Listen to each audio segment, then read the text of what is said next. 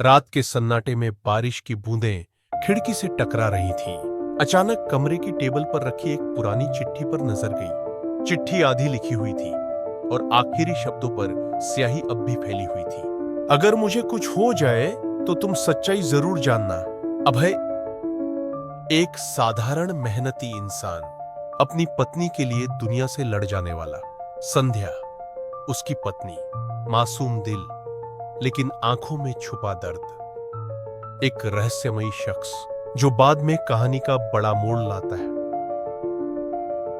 लाता है खुशियों की झलक। अभय और संध्या की शादी को 3 साल हुए थे। उनकी जिंदगी साधारण थी लेकिन एक दूसरे के लिए उनका प्यार बहुत गहरा था। गली मोहल्ले के लोग कहते, ये दोनों एक दूसरे की धड़कन है। लेकिन खुशियों की इन परतों के नीचे कोई ऐसा सच छुपा था जो सब कुछ बदल देने वाला था। एक रात संध्या बहुत देर तक खिड़की पर खड़ी रही। अभय ने प्यार से पूछा, क्या सोच रही हो? संध्या की आंखों में आंसू थे, पर वो बोली, कुछ नहीं, बस यूं ही। अभय को लगा शायद उसे अपने मायके की याद आ रही है, लेकिन असलियत इससे कहीं गहरी थी। 2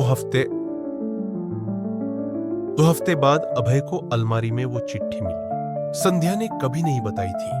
उसमें लिखा था, अभय, अगर मैं अचानक गायब हो जाऊं तो समझना मैंने ये फैसला मजबूरी में लिया है। लेकिन तुम्हें एक वादा करना होगा, सच जानने की कोशिश करना, क्योंकि वो तुम्हें भी निगल सकता है। यह पढ़कर अभय की रूह कांप उठी। अगले दिन जब अभय दफ्तर से लौटा, उसने घर के बाहर एक अजनबी को खड़ा देखा।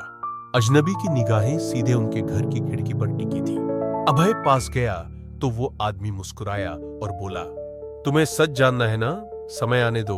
अभय समझ ही नहीं पाया ये कौन है, लेकिन उसकी रीढ़ में सिहरन दौड़ गई। संध्या अब अक्सर चुप चुप रहने लगी। कभी कभी रात को उठकर रोती थी।